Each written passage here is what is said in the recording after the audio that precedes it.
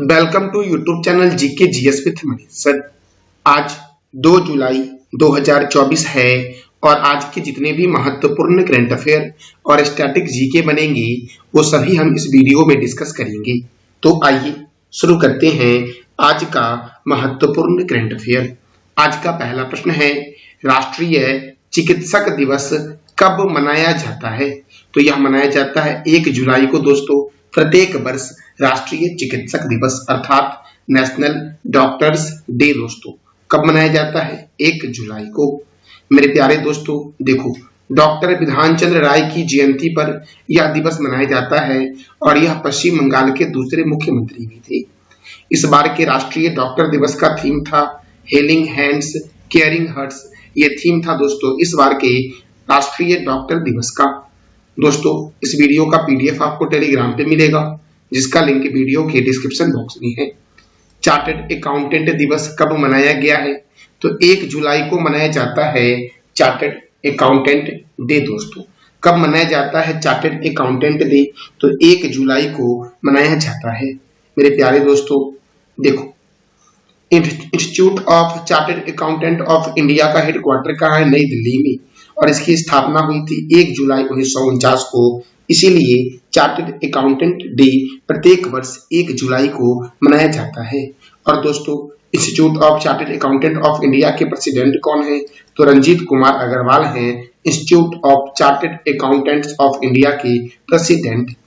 दोस्तों हमारा अगला प्रश्न है, हाल ही में किस बैंक ने ग्रामीण और अर्ध शहरी बाजारों के लिए यूनियन प्रीमियम शाखाएं शुरू की है? तो यूनियन बैंक ऑफ इंडिया ने शुरू की है दोस्तों। किसने शुरू किया है? यूनियन बैंक ऑफ इंडिया ने। अब यूनियन बैंक ऑफ इंडिया का हेडक्वार्टर कहाँ है? तो इसका हेडक्वार्टर है मुंबई में और इसकी स्थापना हुई थी 11 नवंबर 1919 को। दोस्तों यूनियन बैंक ऑफ इंडिया के संस्थापक कौन है? तो याद रखना सेठ सीताराम पोद्दार जो है ये यूनियन बैंक ऑफ इंडिया के संस्थापक हैं।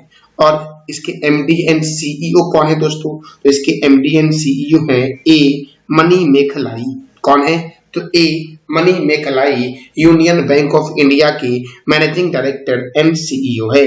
और यूनियन बैंक ऑफ इंडिया ने क्या किया है? तो ग्रामीण और अर्ध शहरी बाजारों के लिए यूनियन प्रीमियम शाखाएं शुरू की है।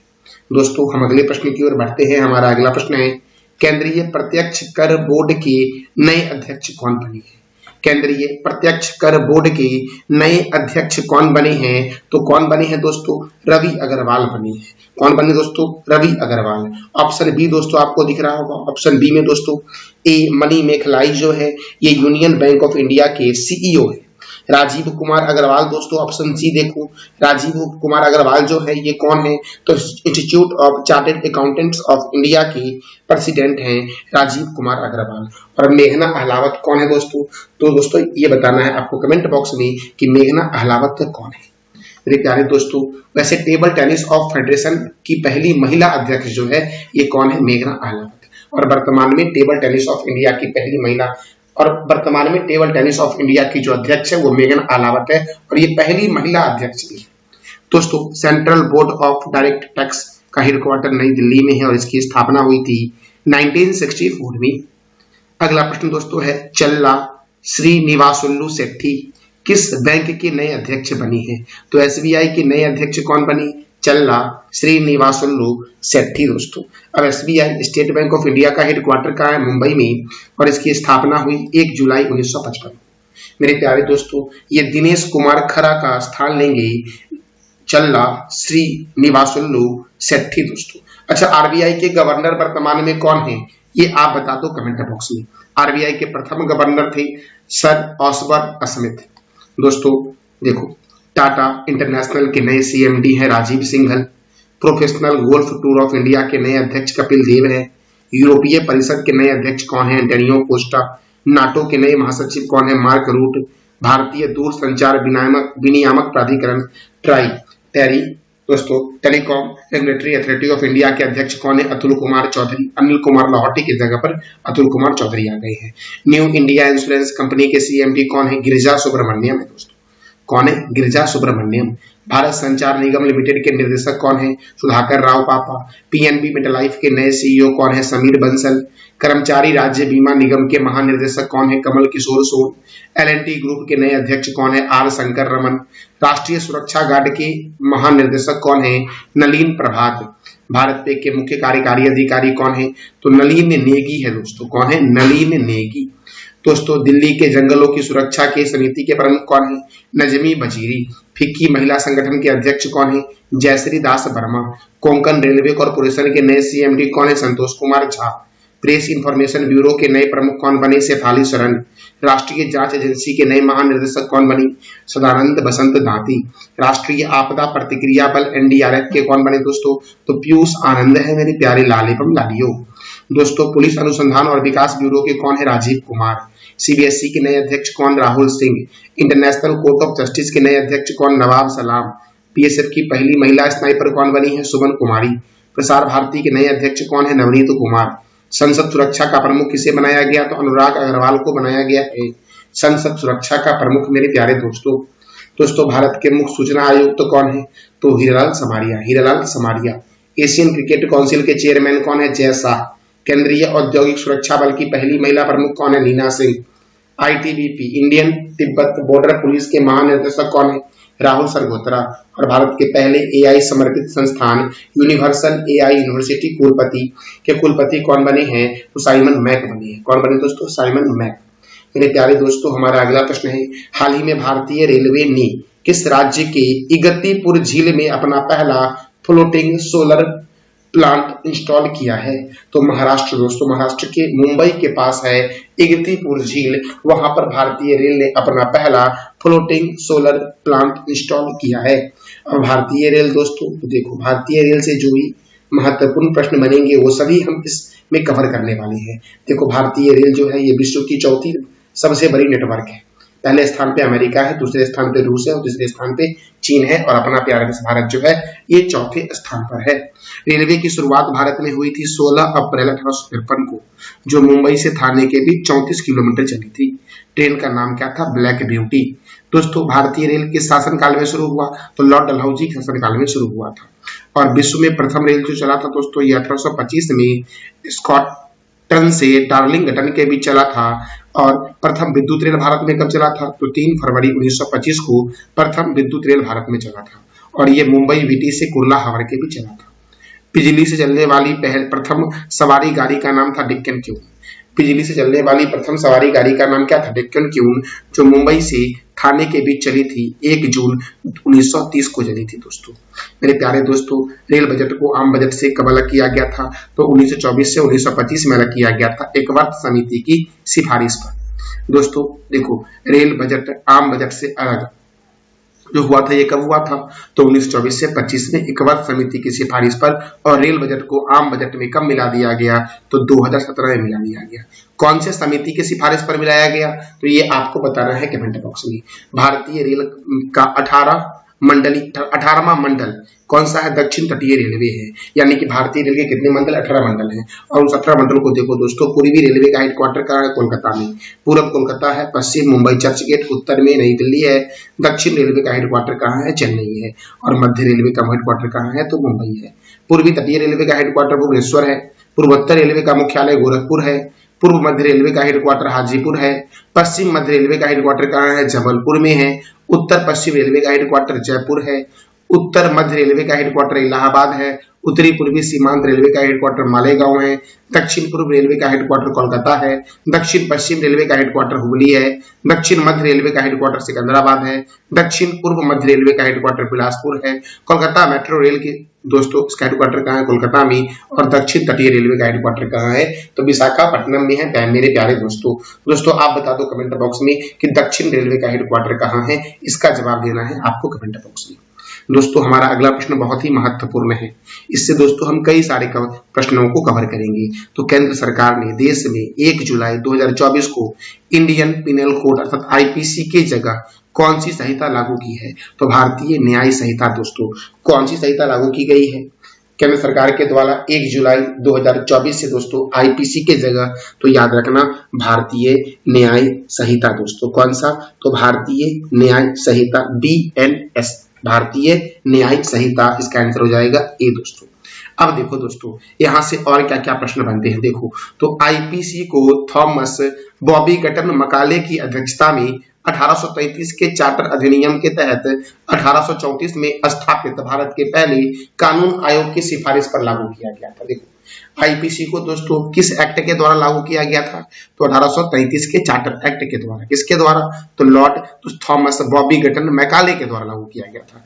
और भारत के पहले कानून आयोग की सिफारिश पर दोस्तों 1834 में जो स्थापित हुआ था वो भारत का पहला कानून आयोग स्थापित हुआ था, उसी के सिफारिश पर दोस्तों इस आईपीसी को तैयार किया गया था। और ब्रिटिश शासन में भारत में लागू कब हुआ आईपीसी? तो 1862 में लागू हुआ। कब लागू हुआ? 1862 में। देखो दोस्तों 21 दिसंबर 2023 को भारत की संसद ने मौजूदा क्रिमिनल कानून को बदलने के लिए 3 नए आपराधिक कानून पारित किए। कितने दोस्तों? तो 3 नए आपराधिक कानून पारित किए थे संसद में। कब? तो 21 दिसंबर 2023 को याद रखना मेरे प्यारे दोस्तों।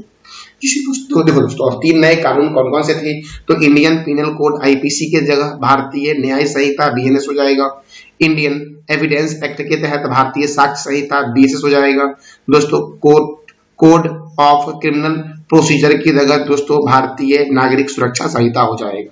तो इस तीनों को दोस्तों बदल दिया गया है। आईपीसी की जगह बीएनएस हो गया है दोस्तों। इंडियन एविडेंस एक्ट की जगह बीएसएस हो गया है। और कोड ऑफ क्रिमिनल प्रोसीजर की जगह दोस्तों भारतीय नागरिक सुरक्षा संहिता हो गया। याद रखना दोस्तों आईपीसी की जगह दोस्तों क्या हो गया? बीएनएस। और इंडियन एविडेंट एक्ट के तहत जगह दोस्तों क्या हो गया था? भारतीय साक्ष्य संहिता। कोड ऑफ क्रिमिनल प्रोसीजर की जगह दोस्तों क्या हो गया था? भारतीय नागरिक सुरक्षा संहिता।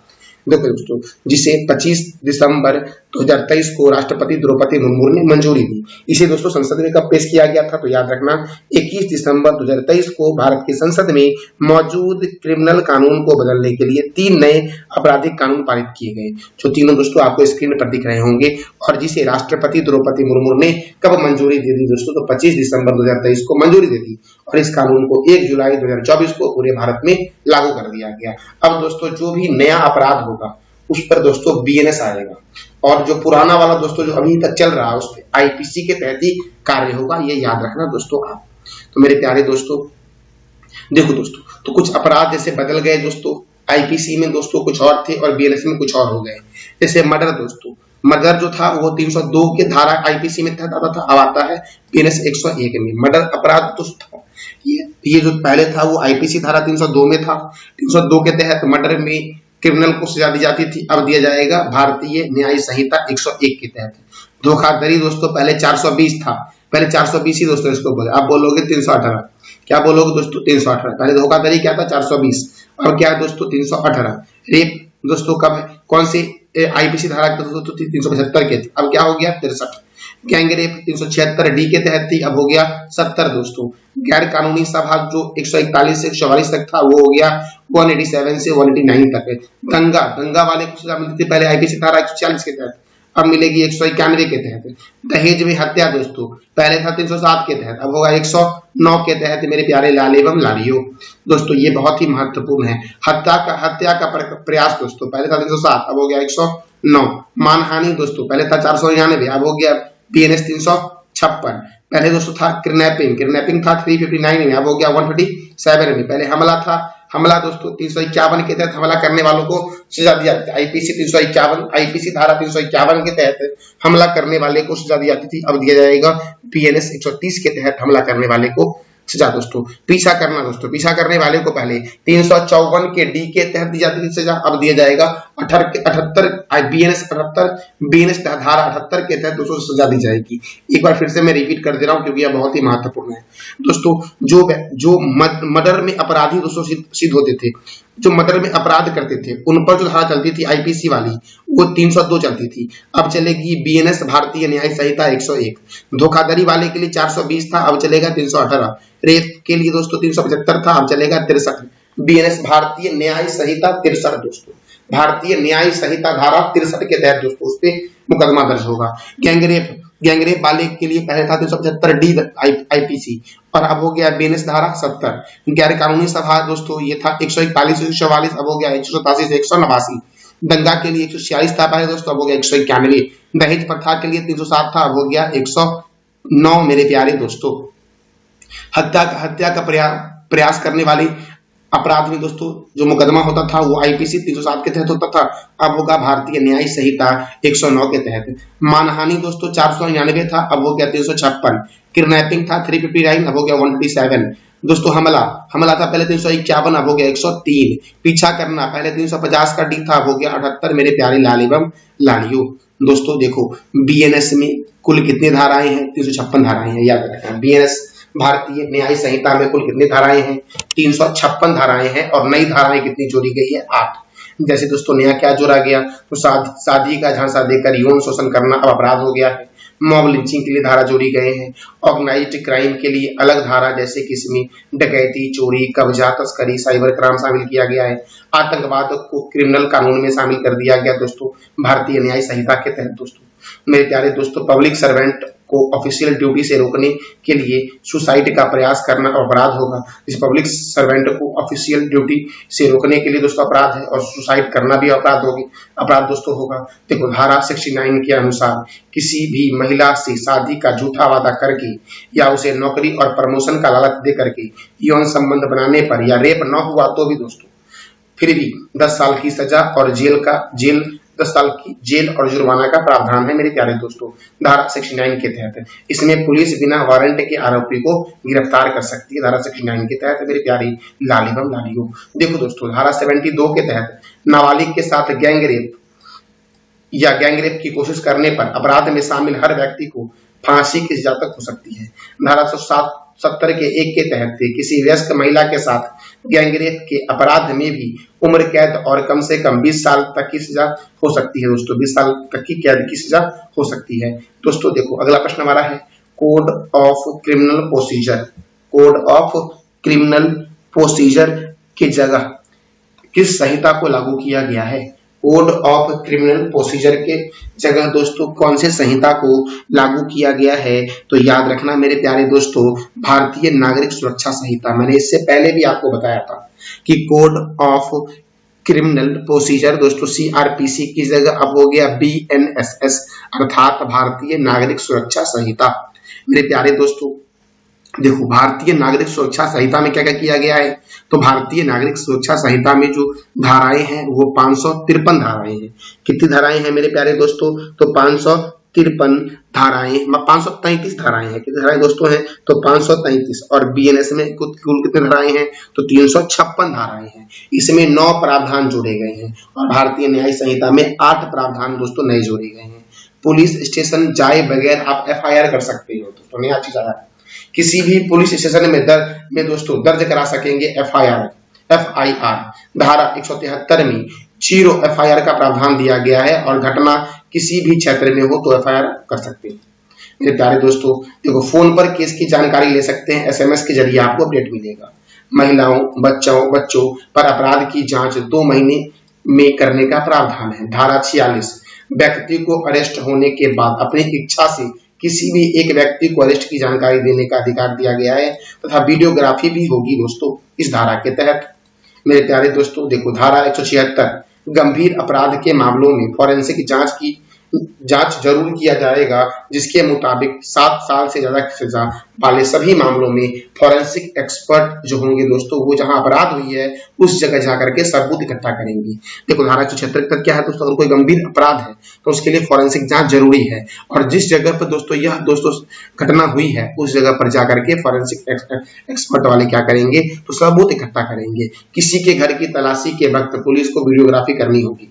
अब ट्रायल कोर्ट को हर फैसला अधिकतम 3 साल में देना होगा। जो ट्रायल कोर्ट दोस्तों है उसको हर फैसला 3 साल के अंदर देना पड़ेगा। करीबन 4.5 लाख दोस्तों ट्रायल कोर्ट के पास केस अभी पेंडिंग पड़ा हुआ है। करीबन लगभग बोल रहा हूं दोस्तों मैं ये आंकड़ा। तो अब ट्रायल कोर्ट को हर फैसला अधिकतम 3 साल में ही दोस्तों देना होगा।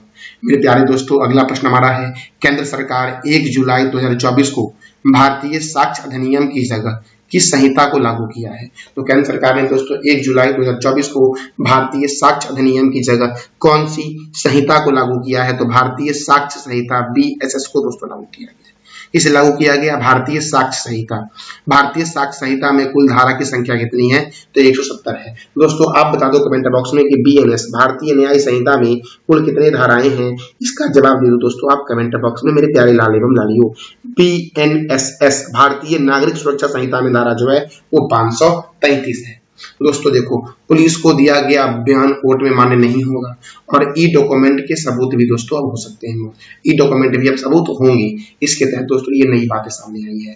दोस्तों हमारा अगला प्रश्न है, दुनिया का सबसे बड़ा नौसैनिक अभ्यास रिमपैक किस देश के पर्ल हार्बर में शुरू हुआ है? रिमपैक सैन्य अभ्यास, इसमें दोस्तों 29 देश शामिल हो रहे हैं। भारत भी दोस्तों इसमें शामिल हो रहा है। मैंने दोस्तों आपको कुछ दिन पहले ही बताया था कि जीमैक्स सैन्य अभ्यास जो भारत और जापान के बीच हुआ था, जापान में ही हुआ था। जीमैक्स सैन्य अभ्यास योकोसुका में हुआ था। इस योकोसुका में भारत का जो पोत गया था वो INS शिवालिक गया था। और ये जो दुनिया का सबसे बड़ा नौसैनिक अभ्यास हो रहा है रिमपैक, इसमें भी दोस्तों INS शिवालिक ही पार्टिसिपेट कर रहा है। और ये दोस्तों किस देश के पर्ल हार्बर में शुरू हुआ है? तो अमेरिका के पर्ल हार्बर में शुरू हुआ है। इसका आंसर हो जाएगा ए। और इसमें कुल कितने देश शामिल हो रहे हैं? 29 देश शामिल हो रहे हैं। अब अमेरिका की राजधानी क्या है? वॉशिंगटन। वॉशिंगटन में माइक्रोसॉफ्ट का हेडक्वार्टर है, विश्व बैंक का हेडक्वार्टर है, IMF का हेडक्वार्टर है। दोस्तों मेरे प्यारे दोस्तों, अमेरिका की राजधानी क्या है? वॉशिंगटन। अमेरिका की राष्ट्रपति कौन है? Joe Biden. अमेरिका के उपराष्ट्रपति कौन है? कमला हैरिस। ताजे पानी की दुनिया की सबसे बड़ी झील सुपीरियर झील अमेरिका में है। दुनिया की सबसे छोटी नदी डी नदी अमेरिका में है। संविधान निर्माण करने वाला दुनिया का पहला देश कौन है? तो अमेरिका है। और चंद्रमा पर मानव भेजने वाला पहला देश अमेरिका है। दोस्तों चंद्रमा पर जाने वाला जो पहला मानव था उसका नाम बताइए आप कमेंट बॉक्स में। अमेरिका का राष्ट्रीय चिन्ह क्या है? Golden rod. 49वीं समांतर रेखा अमेरिका और कनाडा के बीच बॉर्डर लाइन है। और टाइगर ट्रंप सैन्य अभ्यास जो होता है ये भारत और अमेरिका के बीच होता है। मेरे प्यारे दोस्तों हम जरा रिवीजन कर लेते हैं पिछले दिनों के करंट अफेयर को। तो हाल ही में अंतरराष्ट्रीय T20 विश्व कप 2024 किस देश ने जीता है? तो अपने प्यारे देश भारत ने जीता है। IMF आर्टिफिशियल इंटेलिजेंस 2024 में भारत का स्थान क्या है? 72 दोस्तों। अच्छा पहले स्थान पे कौन है जरा ये आप बता दो कमेंट बॉक्स में। टेक महिंद्रा ग्लोबल शतरंज लीग के दूसरे संस्करण की मेजबानी कौन करेगा? तो लंदन करेगा। किस राज्य के लखीमपुर खीरी में बायोप्लास्टिक पार्क स्थापित किया जाएगा? तो उत्तर प्रदेश के लखीमपुर खीरी जिले में। मेरे प्यारे दोस्तों हाल ही में अंतरराष्ट्रीय T20 से विराट कोहली ने संन्यास लिया है। विराट कोहली और रोहित शर्मा दोनों ने संन्यास लिया है। रविंद्र जडेजा ने भी दोस्तों संन्यास की घोषणा की है। तो मेरे प्यारे दोस्तों विराट कोहली ने संन्यास लेने की घोषणा की। इन्होंने अभी तक IPL इंटरनेशनल T20 में दोस्तों कितना रन बनाया है? तो 4118। और रोहित शर्मा ने कितना बनाया है? तो 4231। हाल ही में किस राज्य ने न्याय प्रदान करने के लिए पहले गवाह संरक्षण योजना की शुरुआत की है? तो असम ने। मेरे प्यारे दोस्तों ये था हमारा आज का महत्वपूर्ण करंट अफेयर। मैंने कल आपसे 3 प्रश्न किया था जिसका जवाब आपको देना था कमेंट बॉक्स में कि यूरोपीय परिषद के नए अध्यक्ष कौन बने? Antonio Costa. SCO वार्षिक शिखर सम्मेलन 2004 का आयोजन कहाँ होगा? अस्ताना में होगा।